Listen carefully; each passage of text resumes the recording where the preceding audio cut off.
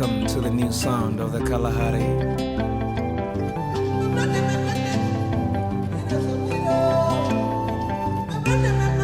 I want to take you on a journey. Την Ναμίμπια την περίμενα εδώ και χρόνια. Είναι η δεύτερη πιο αεροκατοικημένη χώρα στον κόσμο μετά τη Μογγολία και τέτοιες χώρες μου αρέσουν ιδιαίτερα, αφού μπορώ να κατασκηνώνω όπου θέλω και να απολαμβάνω τη φύση, την ησυχία μου. Και η φύση της Ναμίμπια είναι ιδιαίτερη. Έχει έρημο, έχει βουνά, έχει πολλούς χωματόδρομους. Είναι η πρώτη μου μέρα τώρα στη χώρα. Μπήκα από τα ανατολικά και οδηγώ στο Καπρίτι Strip. Κατευθύνομαι προς τον Ατλαντικό και σύντομα θα ξεκινήσουν οι χωματόδρομοι. Όχ, προσοχή ελέφαντες, λέει. Είμαι μέσα σε εθνικό πάρκο αυτή τη στιγμή, στο Πουαπουάτα, και ειδικά αυτό το πάρκο έχει πολλούς ελέφαντες.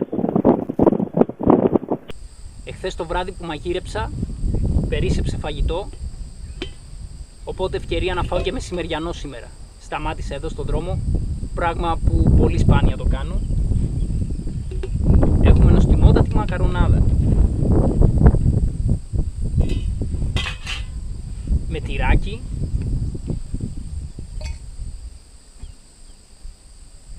έχει και κάτι μυρμηγκάκια βέβαια. I want to take you on a journey through the desert and the forest of your imagination,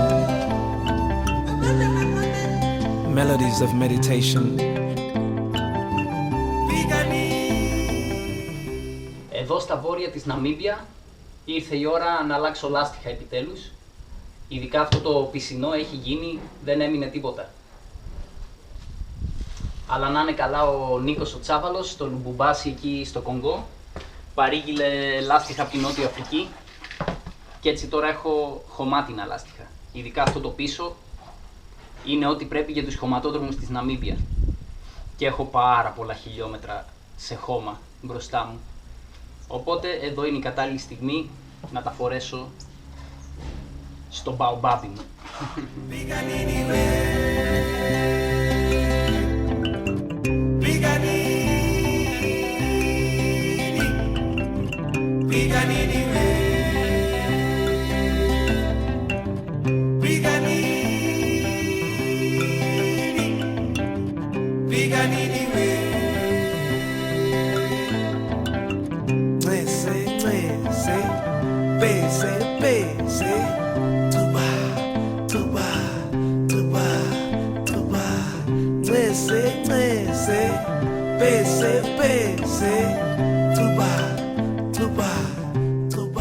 Στο Ουτάπι βρίσκεται αυτό εδώ το τεράστιο μπαουμπάμπ.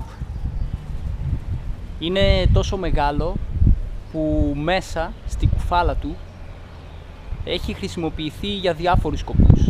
Από ταχυδρομείο μέχρι φυλακές, ήταν και κρυσφύγετο όταν η Νότιο Αφρική ήρθε να επιτεθεί στη Ναμίμπια. Προς το παρόν είναι εκκλησία μέσα.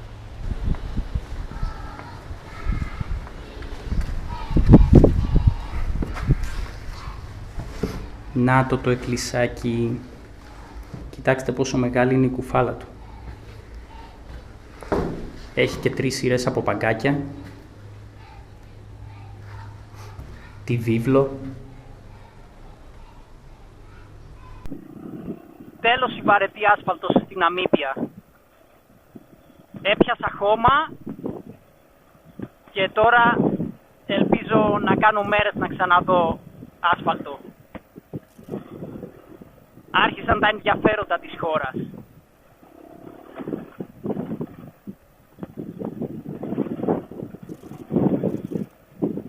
Εδώ δεξιά μου, μετά το ποτάμι, είναι η Αγγόλα.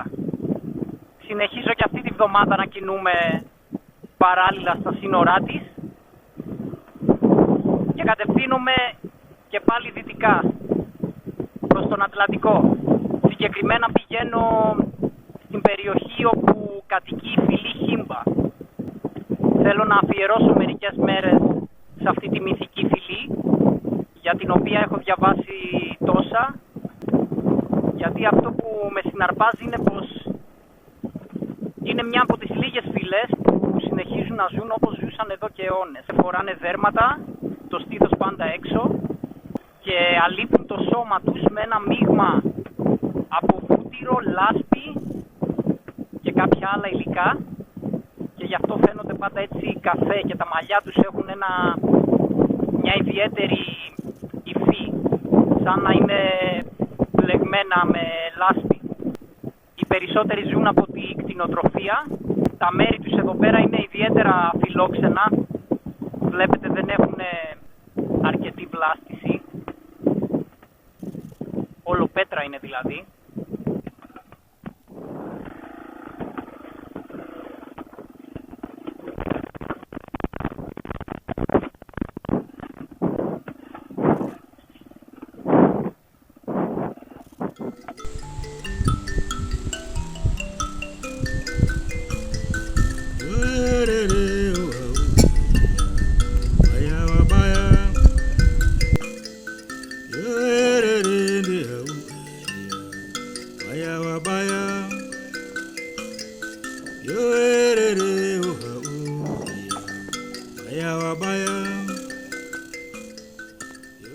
Καλή μας μέρα λοιπόν, ξεκινάμε.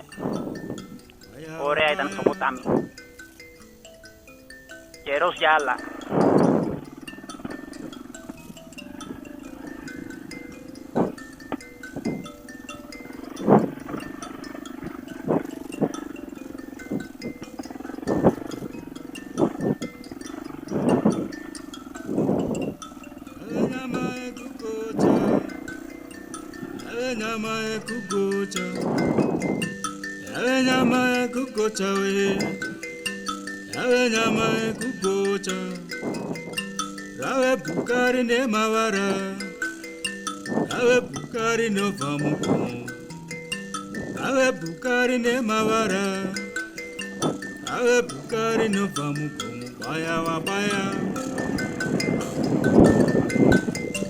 Αυτά είναι με το καλημέρα, με το που ανοίγεις το μάτι σου, εντουράδα.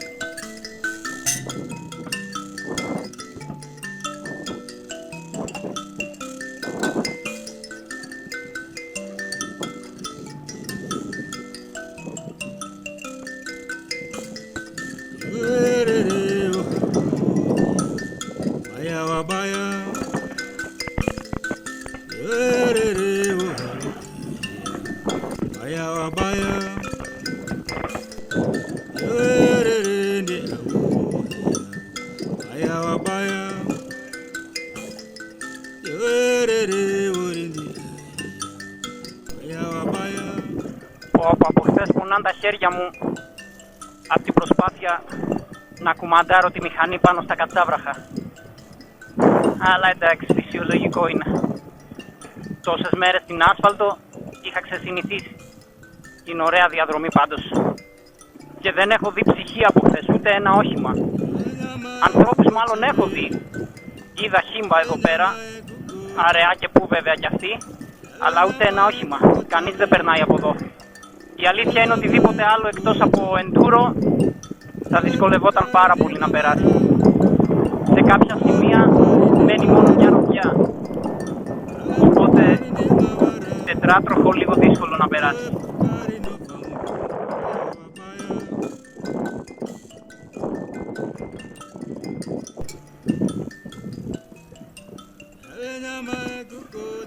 Κοιτάξτε τι ωραία που πάνε τα λαστιχάκια στην άμμο.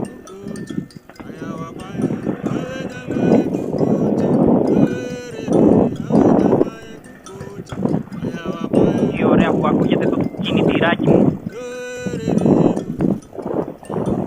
Μικρό αλλά θαυματουργό.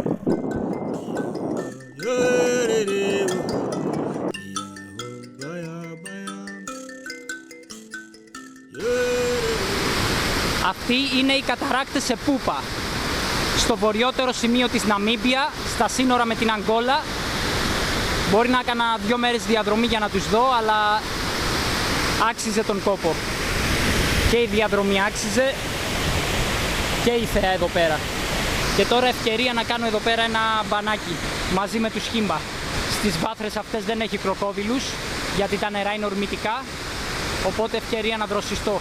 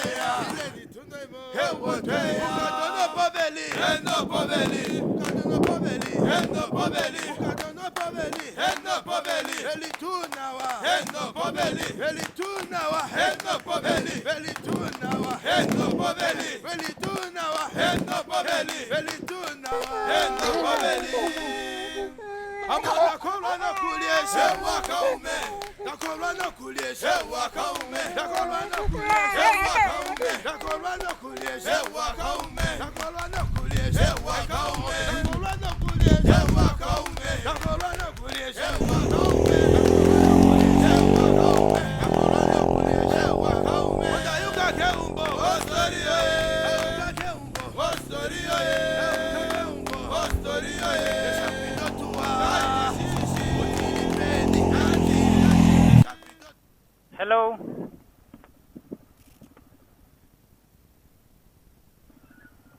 Hello.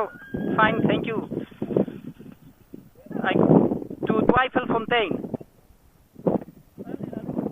Yes. Greece. Okay. Thank you. Bye. Χθες βρήκα αυτή τη ξεραμένη κήτη να κατασκηνώσω. Τώρα είναι το αποκορύφωμα της ξηρής περίοδου, οπότε δεν υπάρχει νερό ούτε για πλάκα. Εδώ πέρα βέβαια το κλίμα είναι καθαρά ερημικό, δηλαδή την ημέρα έχει αρκετή ζέστη και το βράδυ μετά από 4 μήνες φόρεσα από φαν. Ήτανε απόλαυση. Εντάξει, όχι ότι είχε και παγωνιά, καλοκαίρι είναι εδώ. Είναι Νοέμβρης, που σημαίνει ότι τώρα μπαίνει το καλοκαίρι του νοτίου ημισφαιρίου. Αλλά είχε αρκετή δροσούλα γιατί έβγαλε αέρα. Όπως και τώρα έχει ένα αεράκι και είναι αρκετά δροσερά. Οπότε όσο κρατάει δροσιά λέω να απολαύσω το πρωινό μου. Φυστικό βούτυρο από την κάνα, το είχα ξεχασμένο στην βαλίτσα μου, με μέλι κογκολέζικο. Ωραίο.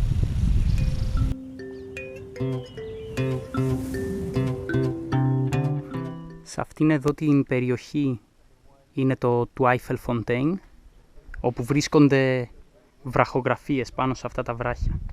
Εδώ πέρα βλέπετε την καμιλοπάρδαλη και το φημισμένο λιοντάρι με τη μακριά ουρά, το οποίο βλέπετε στην άκρη της ουράς έχει μία παλάμη με 5 δάχτυλα. Τα λιοντάρια κανονικά έχουν 4 δάχτυλα. Αλλά αυτό δείχνει τη μεταμόρφωση ενός σαμάνου σε λιοντάρι. Εδώ υπάρχουν μερικές ακόμη βραχογραφίες. Όλες αυτές έχουν γίνει από 2.000 έως 6.000 χρόνια πριν. Και ήταν ένας τρόπος έτσι ώστε οι Σαν, οι Βουσμάνοι οι λεγόμενοι, που ήταν νομάδες και κυνηγούσαν σε αυτά τα μέρη, αλλά μετακινούνταν, έκαναν αυτές τις βραχογραφίες για να επικοινωνούν με άλλους Βουσμάνους, έτσι ώστε να δείχνουν τι ζώα υπάρχουν εδώ και τι μπορούν να κυνηγήσουν. Εδώ βλέπουμε μια αντιλόπη, αλλά όπως και πιο πέρα, έχει αυτούς τους παράξενους κύκλους, τους ομόκεντρους, οι οποίοι συμβολίζουν τις στέρνες με το νερό. Οπότε ουσιαστικά είναι ένας χάρτης για τους Σαν. Εδώ βλέπουμε μερικές ακόμη καμιλοπάρδαλεις, ρινόκερους, αλλά το περίεργο είναι ότι αυτό εδώ, βλέπουμε το περίγραμμα στα δεξιά, είναι φώκια, που σημαίνει ότι οι Σαν είχαν φτάσει μέχρι τη θάλασσα μέχρι τον ωκεανό. Σε λίγο θα πάω κι εγώ εκεί να δω κι εγώ τις φώκες.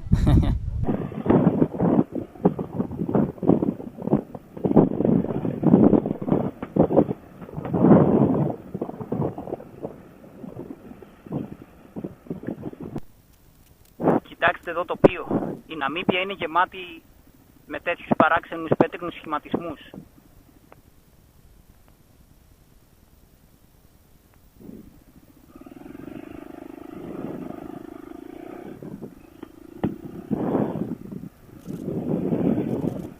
Και τώρα κινούμε εδώ μέσα στην άμμο για να βγω σε ένα απολιθωμένο δάσος.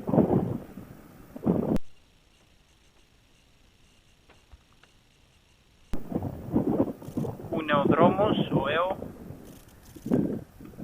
η βοήθεια του GPS τι λέει, μάλλον κάπως από εδώ.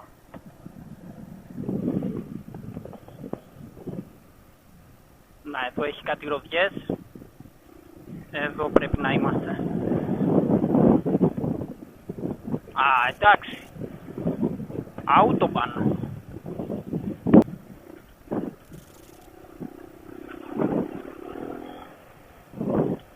Σκαρφαλώνει το τερατάκι μου. Ωραία πάει.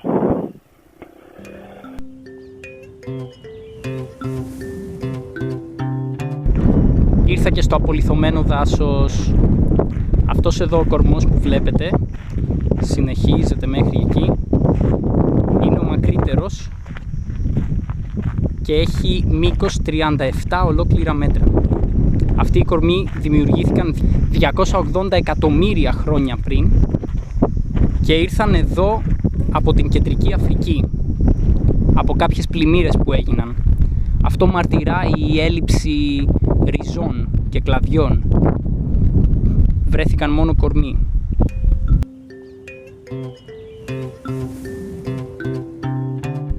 Αυτό είναι το όρος Brandberg. Με ύψος 2.573 μέτρα, είναι το ψηλότερο της Ναμίμπια.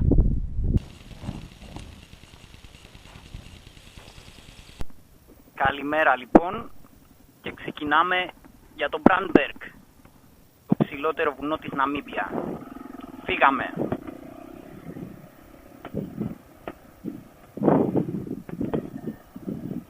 Τώρα να βρούμε κανένα δρομάκι για να πάμε προς τα εκεί. Κάτι είδα εχθές κάπου εδώ. Να το, από εδώ θα πάμε.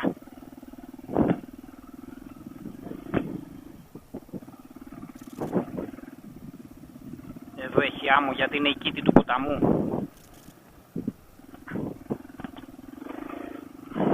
Αυτές είναι μερικές από τις βραχογραφίες στο όρος Brandberg. Αυτά τα ζώα αριστερά είναι όριξ, ένα είδος από αντιλόπες, και η περίφημη λευκή κυρία, δεν φαίνεται καλά, είναι κάπου εκεί στο κέντρο. Οι μονόχρωμες βραχογραφίες είναι ηλικίας 5.000 ετών και οι πολύχρωμες είναι 2.000 ετών. Am-i. He. Wow. Say Madisa. Madisa means how are you? Who hunted? Madisa. Madisa? Yeah, Madisa. And your response, which is fine. Ai-a. Ai-a. Ai-a. Ai-a. Ai-a. Ai-a. Madisa. Ai-a. Madisa. Ai-a. Yeah. Tao praje now. So, how do you call your language? Tamara, kowapke. Ah, okay. And how is this white lady called in your language? Uri taraske. Ah, Uri taras. Muri Taras. Uri taras. Ore khare hase cha sandre. Uri taras taba. Welcome to White Lady. Ah, thank you. Yeah. Αυτό εδώ είναι το φυτό τατούρας. Αυτά εδώ τα φρούτα του με τα αγκάθια είναι δηλητηριώδη. Και έτσι οι Βουσμάνοι τα χρησιμοποιούσαν για να βάζουν στα βέλη δηλητήριο και να χτυπάν τα ζώα. Δεν τα σκότωναν έτσι, αλλά τα έκαναν πολύ αδύναμα και έτσι ήταν εύκολο να τα σκοτώσουν. Οι Σαμάνοι χρησιμοποιούσαν τα φύλλα από το φυτό για να έρθουν σε έκσταση.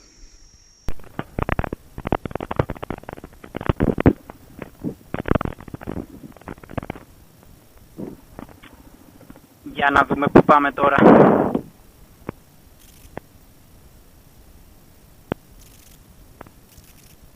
Είμαστε εδώ στο Μπραντμπεργκ και πάμε στο Ουις. Άρα, εδώ δεξιά. Τέλεια.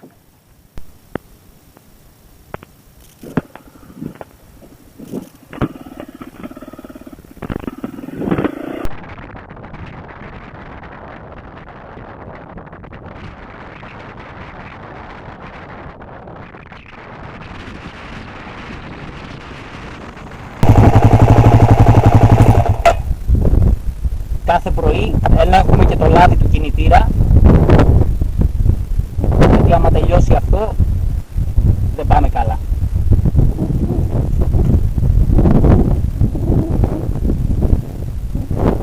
Για να δούμε.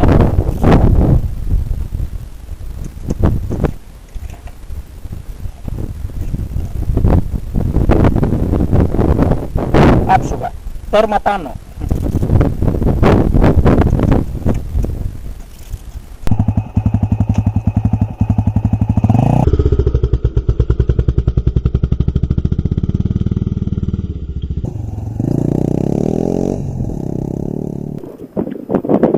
Αυτό το αχανές το οποίο κατασκήνωσα και πρέπει να είναι από τα πιο ερημικά μέρη της γης.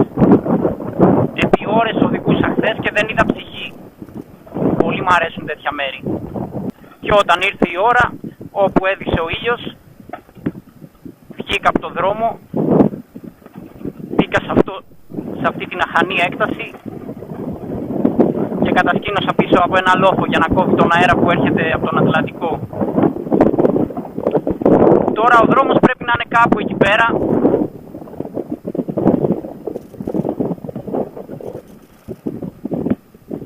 Ούτε καν που φαίνεται. Αλλά γι' αυτό έχουμε το GPS. Μου δείχνει ακριβώς από πού ήρθα εχθές. Οπότε μπορώ να κάνω την ίδια διαδρομή προς τα πίσω και να βρω το δρόμο.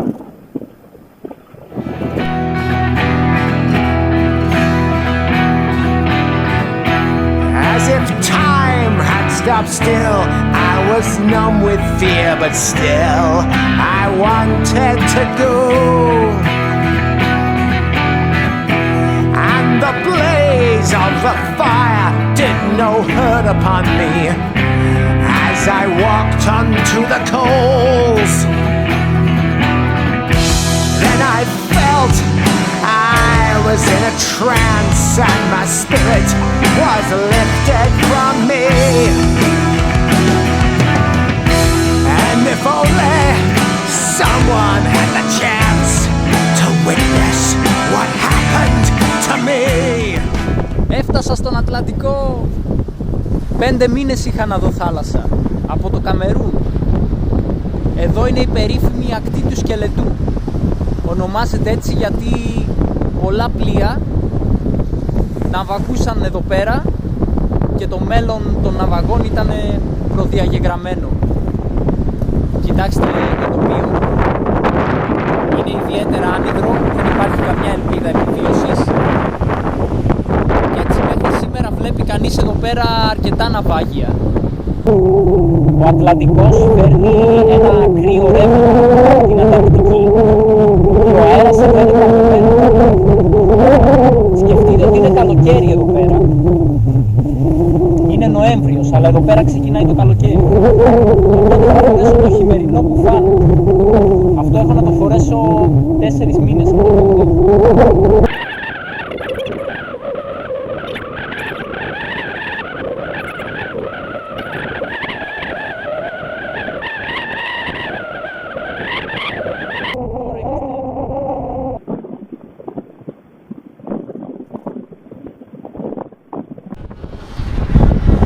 Σε αυτό εδώ το σημείο, στο Cape Cross, συγκεντρώνονται εκατοντάδες φώκες. Βλέπετε εδώ τι γίνεται. Είναι ολόκληρη απικία και συγκεντρώνονται σε τέτοια μεγέθη για να προστατεύονται από τις CNS, οι οποίες επιτίθενται.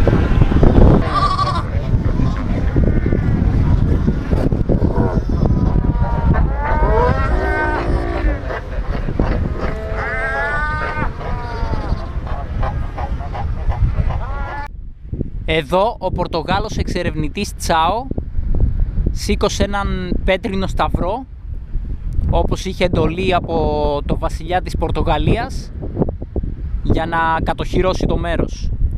Γι' αυτό ονομάστηκε αργότερα Cape Cross. Όπως μας λέει και η επιγραφή, αυτό έγινε 6.685 χρόνια μετά τη δημιουργία του κόσμου και 1.485 χρόνια μετά τη γέννηση του Χριστού. Κοιτάξτε εδώ, πουλάνε κρυσταλλικό αλάτι, έχουν όλους αυτούς τους πάγκους και δεν είναι κανείς εδώ. Έχουν γράψει τις τιμές, έχουν αφήσει και ένα βαζάκι και ο κόσμος βάζει τα λεφτά και παίρνει ό,τι θέλει. Και είναι όλοι πάγκοι έτσι, με ένα βαζάκι πάνω. Δεν είναι υπέροχο? Μακάρι να ήταν η κοινωνία μας παντού τόσο αθώα,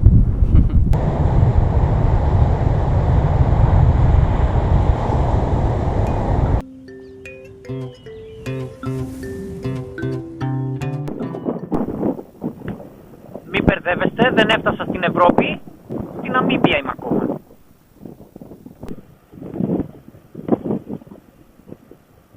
Ναοί εδώ πέρα, λες και με τη Γερμανία. Φαρδιοί δρόμοι, δεν έχουν και κίνηση.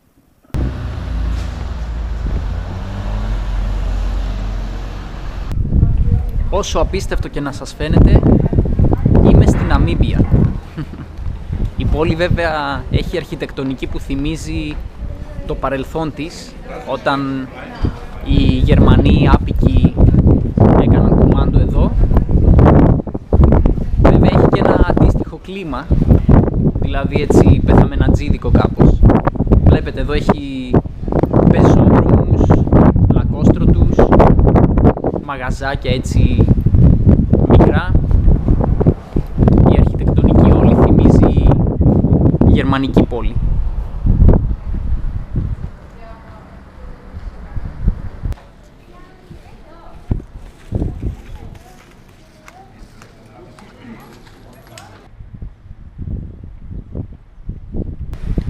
Ακόμη και τον καιρό έχουν φέρει μαζί τους οι Γερμανοί. Πολλές φορές είναι μουντά και συννεφιασμένα, ενώ ακόμη και όταν έχει ήλιο, όπως τώρα, όπως λέει και η γιαγιά μου, ήλιο με δόντια έχει. Μια ζακετούλα τη χρειάζεται.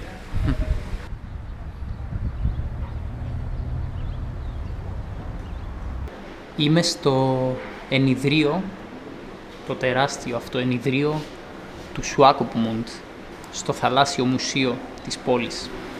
Έχει κάποια ψάρια τεράστια. Πάμε από εδώ και τσου, μπήκαμε κάτω από το ενιδρίο. Να, ένα σαλάχι.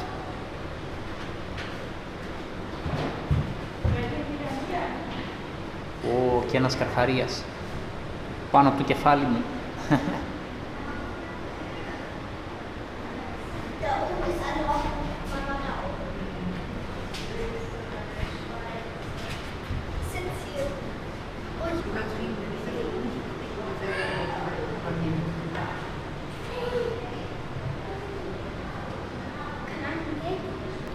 Τώρα μπαίνει ο Ντίτης για να τα ταΐσει. Ανάμεσα στους καρχαρίες είναι, αλλά δεν μασάει.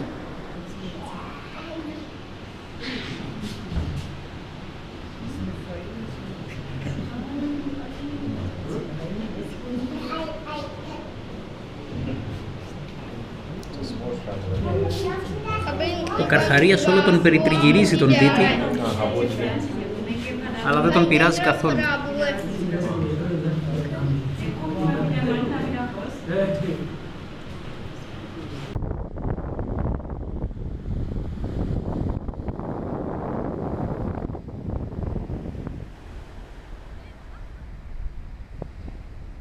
Σήμερα είναι η μέρα εκλογών και όταν ξύπνησα το πρωί κατάλαβα ότι ο ξενώνας όπου μένω, το Youth Hostel, είναι εκλογικό κέντρο και είδα έξω από το αντίσκηνό μου όλη αυτή την ουρά κόσμου. Και μάλιστα ο φίλος μου, ο Γερμανός που μένει εδώ, σκέφτηκε και μια καλή ιδέα. Έστησε ένα πάγκο και πουλάει τσάι και καφέδες.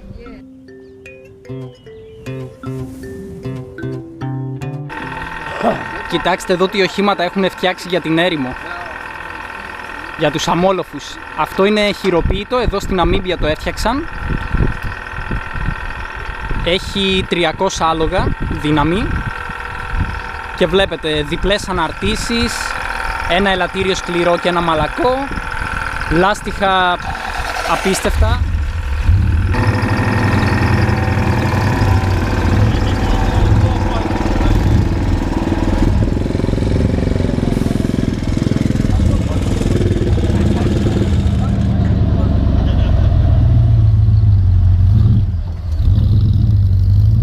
Κοιτάξτε, τα λάστιχα σκάβουνε. Αυτό το όχημα είναι τόσο φαρδί που δεν του πάρει με τίποτα.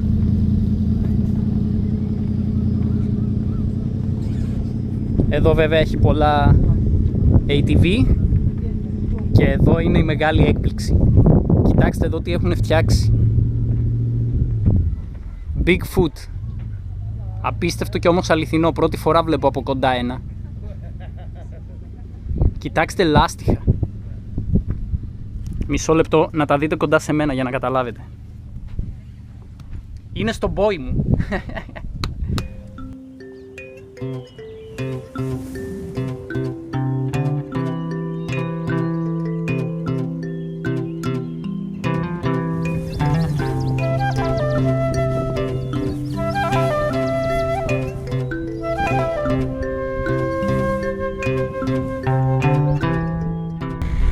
Αυτό εδώ το παράξενο φυτό που μοιάζει με ένα τεράστιο μαραμένο μαρούλι δεν είναι καθόλου μαραμένο.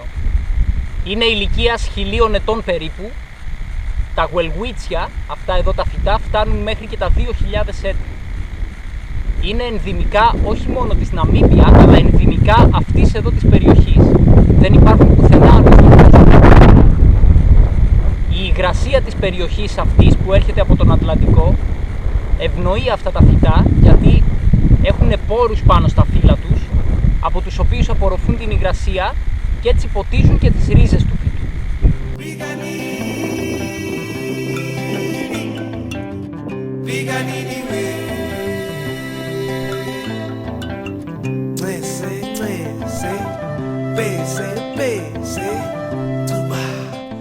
Αυτό είναι το Solitaire, ένας μικρός οικισμός μέσα στην έρημο, στην Ναμίμπ, στη μέση του πουθενά. Μετράνε και τον πληθυσμό εδώ. Προς το παρόν 92 άτομα. Ανθεί ο πληθυσμός του Solitaire. Έχουν εδώ και κάτι πανάρχια οχήματα,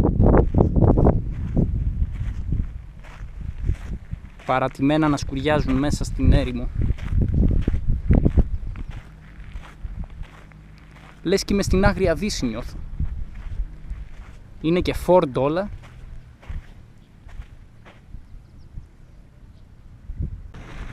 Αυτή η αντιλόπη λέγεται Oryx. Θεωρείται το εθνικό ζώο της Ναμίμπια.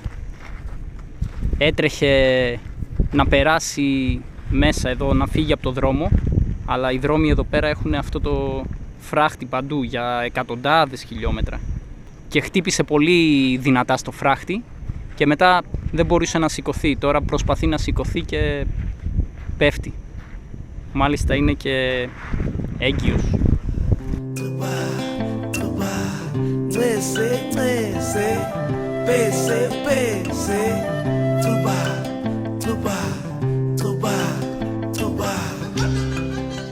Αυτή είναι η περίφημη Dead Vley.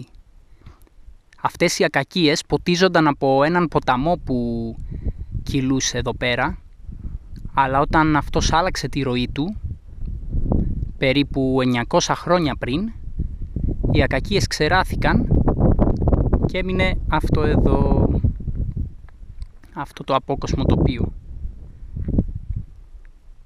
Αν και οι κορμοί δεν είναι απολιθωμένοι, δεν αποσυντίθενται λόγω της υπερβολικής ξηρασίας που επικρατεί εδώ.